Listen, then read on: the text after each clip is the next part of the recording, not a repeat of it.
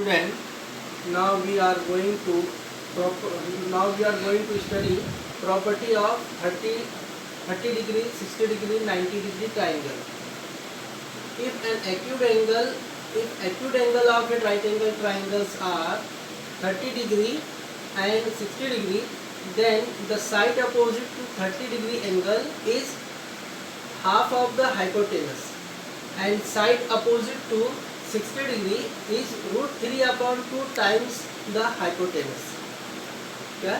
If an acute angles of a right angle triangles are 30 degree and 60 degree, then the side opposite to 30 degree angle is half of the hypotenuse.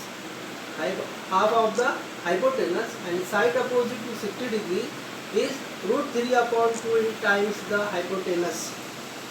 Now we are seeing figure LMN. In figure LMN, angle M is equal to 90 degree, angle N is equal to 60 degree, angle N is equal to 30 degree. Side opposite to 30 degree means MN. According to theorem, MN is equal to 1/2 into Ln. Ln means hypotenuse. Side opposite to 60 degree means Lm.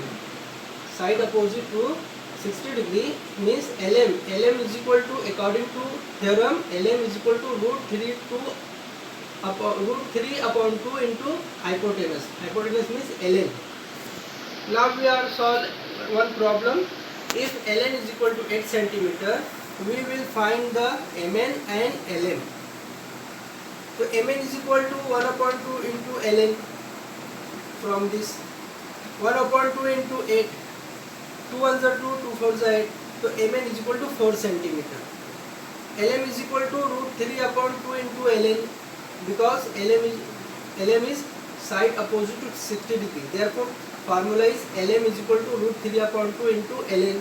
√3/2 into 8, 2 ones are 2, 2 fours are 8. So Lm is equal to 4 √3